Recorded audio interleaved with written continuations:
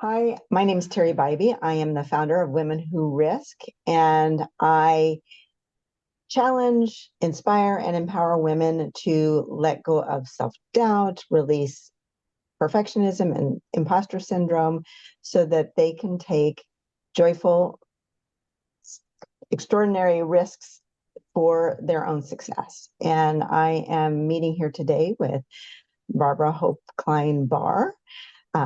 As a women leader to really pick her brain on the different types of risks she's taken and what it means to be a leader as a woman. So, Barb, if you just give a little introduction for yourself. Sure. So, again, you said my name is Barbara Klein-Barr, correct? I'm currently the Director of International Programs at USDOT. Formerly, I've been a banker most of my life. So, I've been a professional woman since we graduated from college. So, I've been in the work field for quite a long time. Not that we're aging ourselves or anything. No, certainly not. But, we're lots of years of work experience, I guess I would say. And wonderful because we're all going to benefit from that. So let's just dive right in. And my first question is, what inspired you to take joyful risks in your career? What has inspired you over the years? Well, I think it's different things. So when I was younger, I think most of the risk would be for reward. And by that, I mean financial reward. So any kind of risk as far as taking on more responsibility, more employees, more tasks, more challenges, more goals was money driven. I think money driven and maybe power driven too, because when I first started in banking, there weren't a lot of women at a very high level. And I made vice president, I think, before the age of 27, which was quite good at that time. I found myself in different positions where, if you're a good salesperson or good at what makes them money, you'll be promoted. So I think, in the young days, it was monetary driven.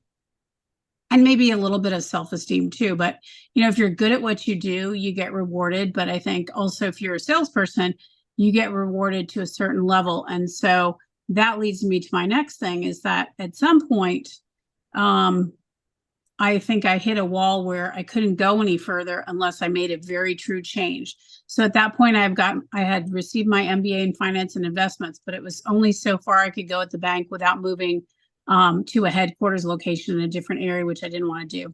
So I completely switched gears and worked in finance for what was at that time MCI. And that was a very different job, very different. I was used to wearing a suit every day. And, it's a very different kind of office environment than the bank. But it was worth it for me to try a different type of approach to what I learned. And I recommend people to do that. It's very easy to stay in the same industry your whole career. And for some people, that's good. But also, I think young people today are more willing to take challenges and try different things, which is good. So I did do that. And I moved on to a different startup, which was very interesting for a while. And then I ended up running credit and risk management at Sallie Mae for a while before I went to work for the federal government. So I've tried a lot of things that were interesting. If you would have told me as a young person I'd work for the federal government, I'd probably like, no, I don't think so. But different things become important to you at different ages. So at the time, when you have children, you might want something more solid where it's not as volatile as a startup company, or you might want something that's maybe the time of day is more quantifiable than a job that's very volatile. You have to fly the next day, on a whim. That's not so great when you're a parent. So, your time of life makes a difference. And I reflect on some of the things that I wanted to do. And I think that in your mind, you might have some thoughts what you want to do. And I had a list of what I wanted to do when I was 27, which I'm much older than that now, sadly to say. But at the time I had written when I got my MBA that I really wanted to travel internationally. And none of my jobs previously had that. Currently in my role, I travel internationally all the time. And I think every year I travel more. to very exotic locations, more National Geographic-ish places, and then some more common places. But it was really a journey to get here. I think, some of it's luck, some of it's perseverance, and some, as God Almighty really plays a part in it, and your faith that you can get what you want if you go for it. And it might not be a straight line. It can be all over the map. And I believe that most people would find, if they really looked at their lives, that none of them are straight lines, right? Even if you stayed with the same company, it's probably not a straight line. So yeah, that's really interesting. So if you think of some of these risks, as you changed jobs, changed careers, changed companies, etc., what do you think are the top couple of most significant risks, and what were their outcomes? Well, I think when you're used to a certain type of industry, banking, for example, it's gone through a lot of change since I was in the banking industry, but at the time, changing from that to a completely different genre of job is pretty shocking. If you're used to going on client calls and you're doing different things, when you go into an office, you don't have an office with a fireplace. You have a little cubicle with, you can stand up and see everybody. That's not the same environment. So, there's some risk and some reward. So, the salary might be the same, but the environment you're in is very different, and you have to prepare for that because the change is significant. And so I was going in the office in a suit, and most of my counterparts, only the very high level EVPs would wear a suit every day. So, it's a balance, but you have to be true to yourself and what you're used to doing. So I think I just that was who I was and what I would still wear every day. And so that was just me. But the risk is that you go there and you don't like it, and you just have to be prepared to make another change if you need to. And so for yourself, speaking about this one specific situation that you talked about, some of the outcomes that you experienced, it sounded like maybe a little bit of discomfort, maybe figuring out how your style fit in. Any other things that you can think of as far as just the outcomes you dealt with? Yeah, I think, you have to use different skills too. I mean, some of the skills are the same. You negotiate with people, timeframes for delivery and all that kind of thing. But then there's just different skills that maybe I didn't use before. And so that was a good thing, but also a little uncomfortable at first, when you're managing 200 different developers and you're not used to doing that, that's a new skill. So, you have to be able to think outside the box and assume you can do it. Sometimes you have to ask for help where you might not have before. And in banking, I definitely didn't very often. So that was new. You just have to be able to embrace and ask people for help. But still, it's communicating with others, which I think is an essential element for every job. Especially as a leader, right? I mean, to be a successful leader, if you can't communicate well, there's a really good chance you would have never been able to progress in the way you have through your career, because communication is such a key to, getting your ideas across, proving yourself, getting yourself out there in a successful way. All those things that you did that allowed you to move from company to company and progress within those companies. Yeah, and I would say that, a lot of people say, well, I'm not a salesperson. I don't sell anything. It's like, well, you sell your ideas every day, and you sell yourself for every product, every job interview, whatever. You are selling. You might not think of that as selling, but you're selling. And so having confidence when maybe you don't have any, but you need to buck up and have it, having that ability to kind of put your ideas forth with a little oomph, and have some conviction. You might, not be 100% sure about everything, but I think having confidence in your ideas and your skills, critical on everything you do. And that kind of goes back to what, my introduction, you got to let go of that self-doubt. You got to let go of the perfectionism that can get in the way, that imposter syndrome, which are all those things that would fall under what you're talking about. You got to sell yourself, or you got to sell your ideas. And really, we're talking about communicating and doing it from that place of confidence, letting go of what you think other people how they would do it, perhaps thinking they'd be better. Well, no, you're the person that's they're in front and you're the one that's talking. So absolutely. Yeah. I love hearing that. If we were to look at these memorable experiences you've had, which one, maybe you could talk about it a little bit, do you think led to the greatest breakthrough or the greatest success for you? Well, I would say when I switched from banking to work at Sallie Mae and be in charge of their credit and risk management, that was a pretty big leap of change. Now, that was the good merging of both work experience and also like my MBA studies in one.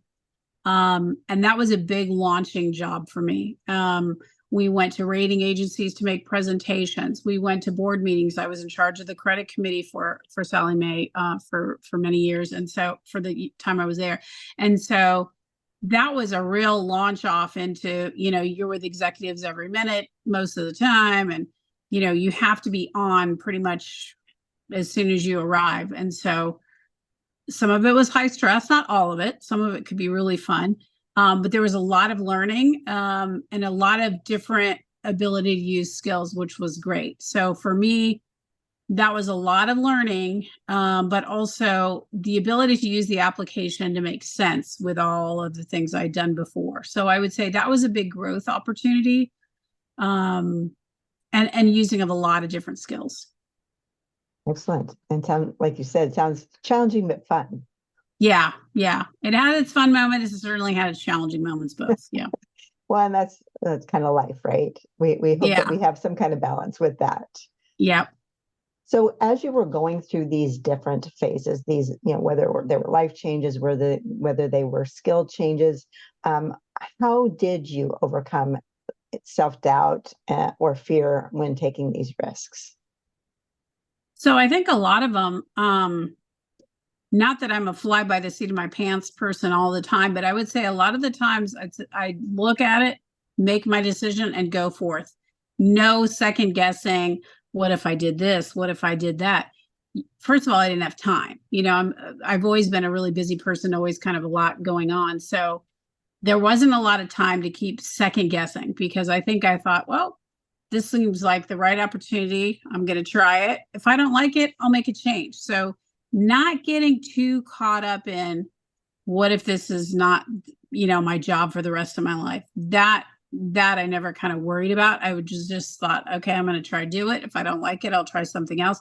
But I really didn't have any of that second guessing all the time. Like, what if I would have done this or I didn't do that. And that is good, because that's a big time waster. Absolutely. So it sounds like you basically had faith in, if it's not the right thing, I'll find something else, but it's worth the chance of just even giving it a try. So a lot of faith, just faith overall, right? And then faith. I think so. Yeah. Faith in yourself. I certainly, I'm a Christian person, but I think, having that feeling that, it'll be okay. I'm going to try it. And if it doesn't, if it's not what I want to do forever, that's okay too. Having that in the back of my mind, not leading with that, Right. Leading with, I'm going to give this a try. And if it doesn't work out, having the faith that, or maybe the experience, because you've gone through some shifts and changes through life, but trusting that, if this isn't something for me, it's not like it's the end of the world. Right. And I think those that get caught in the fear, that's exactly what you're talking about, is that second guessing and, oh my God, what if it's not the exact perfect thing? When nothing in life is perfect. It's the imperfections that make things interesting. So yeah, and I think you just have to, I think especially when you're dealing with higher level people, it's sort of like, I'll make a joke of this, is when a girl's on a date and the guy immediately senses she wants to get married right away and that they run away. Well, the same thing on the workforce. If you have somebody that's very timid and very like, well, I think I have an idea, and they don't present it in a way that they're, hey, this is a really good idea, I'd like you to consider.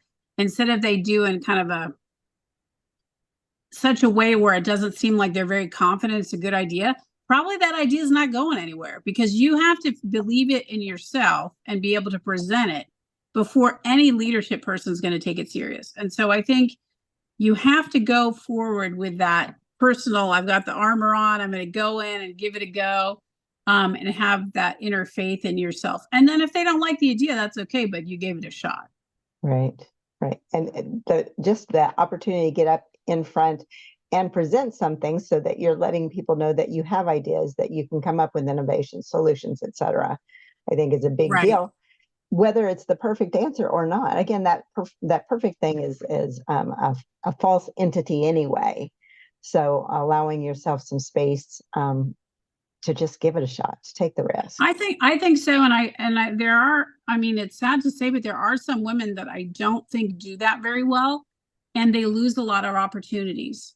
They don't take the risk of, let me raise my hand and say, hey, what about this? And whether they take the idea or not, they've lost the opportunity to be able to sell their idea, because maybe that idea they didn't use, but they use half of it for something or what have you.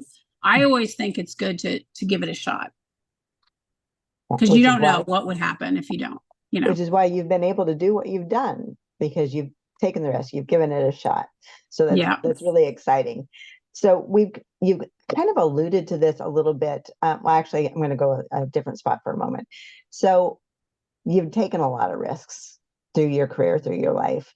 So how do you balance the responsibilities that come with that, as well as your personal life responsibilities? How do you balance that? Well, that's tricky. That's tricky. And I think you can't always balance it perfectly. So that's my first answer, is that anybody that tells you every day I do exactly 8 hours of this and 2 hours of that, that is not the case. But I think what you do is, in the moment, what's the priority. So if you have a sick child, obviously that's the priority that day. If you have a big presentation, your kid might be watching Dora for an hour or something while you finish or whatever. But, you do the best you can. And I think you have to prioritize. I was never a person that, left the office at 4:30 p.m. exactly. But I also couldn't stay till 8 p.m. when I have a child. So, you have your priorities. Sometimes, in the current world, a lot of people can work from home. But the danger of that is you never stop working, and that's not good. So I try to have a mix. I travel a lot for work, so that makes it different. But when I'm home, I try to make sure I have dinner time with my family. We sit and watch a movie or whatever at night. That's what older people do. But you have to carve out that time, because otherwise all you're doing is working. And so I think, if you're not married, and, go out with your friends and have fun, and make sure that you have some diversity, because the fact of the matter is, and it's a proven fact, so this is not my Barbara Barr fact, but, if there's two people working and one person gets up to take a lunch break and they walk around the building, enjoy the sunshine for 30 minutes or whatever, and come back, and the other person does not stop working, they just keep working. The person that took the break and walked around it's proven that person is more productive. Mm-hmm. So I think taking those necessary breaks, yes, there's times where something's a huge priority, but you have to take a break to get a drink or get a lunch or whatever. Use that time to decompress your brain, because otherwise it's just really burnout, which is not good. Yeah. So work-life balance being such an important part, just as you said, for productivity, and, bringing that life back into our mix also gives us personally more life. So, I mean, when we talk about productivity, we're thinking work in that case, but it's probably true on the life side of things too, our personal side of things, because it's going to be more quality time with your family and more self-care for yourself. I mean, even that walk around the building you talked about. Yeah. And I think, you find out what you like, whether it's you like go out to play golf, or you like to knit or sew or whatever. Find out, try something new, or the things that you like, make sure you're doing a little bit of that, because there have been times where I had to reassess my time management because there was no fun. It was all working, which is not good. Yeah. So taking that risk of, well, what might seem like a risk, right? When we're thinking, oh, but my boss is watching me, or, whatever. And if I don't get this done in the next 15 minutes, 30 minutes, instead of taking a lunch, when in reality, as you're saying, our productivity is better Yeah. by taking that time for ourselves. And, Yeah. And I quality of mean, life. maybe you have to delay it a half an hour or whatever, but taking the break when you can rejuvenate yourself, it makes a big difference. Absolutely. I think it's really good for people to hear. And speaking of good things for people to hear, what advice would you give a woman who's just really hesitant to take these risks we're talking about? Well, I think you can stay in the same job forever. And if that's what you like, that's okay. But I think if you are looking at other opportunities, that tells me that maybe you're interested in trying something new. That's great. I mean, there's nothing to stop you from interviewing as a practice, right? Meeting other people is always helpful. And I'll say that for a variety of reasons. Even if you were many people might be in a job that think is okay. And they have different social circles and they meet other people and they hear from somebody, oh, you're doing that job. That sounds really interesting. Tell me more about that. Oh, maybe I'd like to try something like that. All these connections you have no idea where the next job might come from. It could come from, your husband's golf buddy that has a wife that does XYZ, whatever. You don't know where you're going to meet somebody or hear about a job. When I decided I was going to try something new, I applied online for a government job and everybody says, oh, that'll never work. You need to know somebody or you're never going to get a high level job in the government unless you know somebody. I knew no one, but I knew that job. And so you answer, do you know this? Do you know this? Yes, I know that. And it tells you levels, low, medium, high, expert, whatever. And I answered all those. And then I ended up getting the job. Now, that didn't happen overnight because their hiring process takes quite some time. But my point is, don't let somebody tell you can't do it. If you're interested and you see something, you say, well, this could be the job for me. Trying just never hurts anything, So I always think that's a learning experience. And people you meet, you never know where that next job could come from. So I think being open to those experiences is a definite positive. So yeah, risking something new and circling back around to and communication. So you're talking about reaching out, talking to people, whether it's actually practicing with interviewing or, like you said, maybe you're talking to a friend of a friend or a friend through your husband or, whatever it might be. But that whole being willing to communicate and listen, right? Because just chit-chatting and not paying attention to what's being said won't perhaps open you up to the possibilities that have popped. Yeah. And I think besides work, they can have recommendations on maybe some life skill you'd like to learn. Maybe you've wanted to learn how to, I don't know, knit or do something, whatever. I mean, a lot of people do a lot of different interesting things. So I really enjoy hearing what's their passion of what they work on. And maybe that'd be something I'd like to try. I don't know. But, you don't learn if you don't ask. So. Absolutely. And really good advice. I hope people are listening. So how do you see the role of joyful risk-taking evolving for women in leadership in the future? Well, I think it'll be a little different than, how it was when I first started working, with all these new, like you said, AI and the cyber things. People are communicating a lot more online than ever before. So my concern is that the new generation is not as good at in-person meetings because they do so much via text, via email or whatever, and they don't have that human connection. And I'll give you an example. So I'm a big pet peeve about kids when they go to the restaurant and they're just looking at a screen. They're not communicating with the other people at the table or something. And as an example, when my daughter was probably 3 or 4, I had teams from other states that would come and I would take them out to dinner and I would bring my daughter with me. There was no electronics at our table. Did she have a crayon and a piece of paper and she could draw a picture, or she could actually imagine that, converse with other adults at the table? So that's a skill that I think she has she's 21 now. So that tells you it was a while ago. But the idea is she has the skill of being able to sit with people and make eye contact and talk to them. And much of the younger generation, some of them do not have the best skills because they're not used to doing that very much. We have so much communication online. And so their ability to have a good presence online is important, but also in person, equally important. So I think that's a skill that people need to learn. And certainly, not necessarily an Emily Post thing, but if somebody does something nice for you, send them a thank you note, whether you like to do it email wise or do the old fashioned thank you notes, something like that really stands out as a good measure. And so I think using those cues to do things effectively is really helpful. And they need to be able to communicate not just online, but in person and be present when they're with the people. Right. And actually that brings up another just thought in that.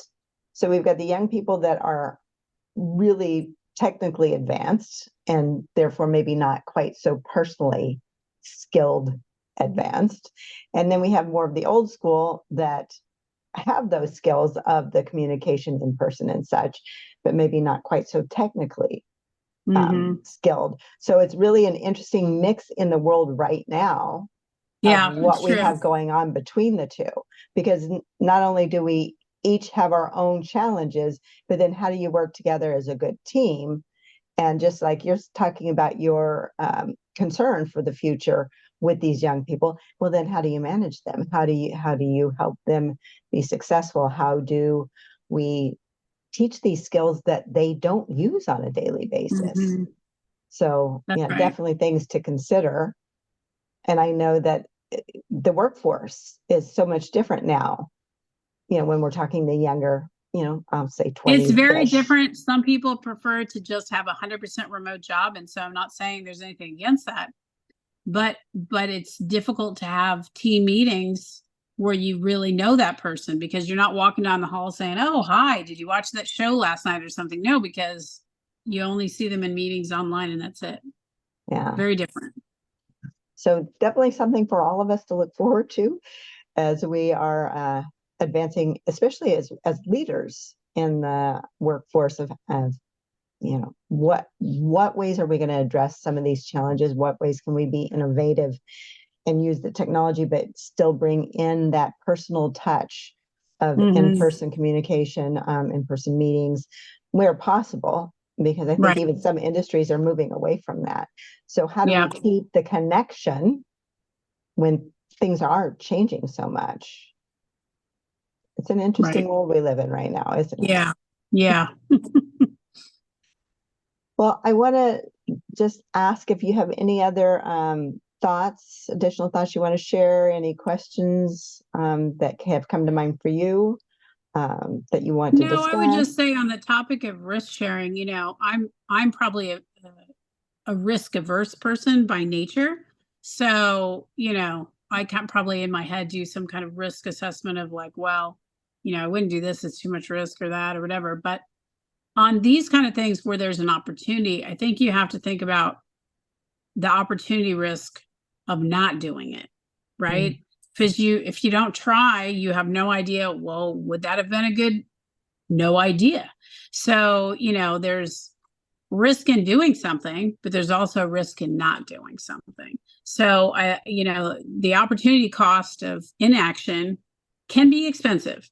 So a lot of times I think if people would just try, and if they try something and say, that is definitely not for me, awesome. You learned that, you know it, and you move on. And I think that's not a bad thing. Absolutely. Great final words of wisdom. Appreciate it so much. So Barb, thank you so much for your time. I feel like this was truly invaluable, and I may be following up at some future time to see where we go from there. But thank you so much for your time today.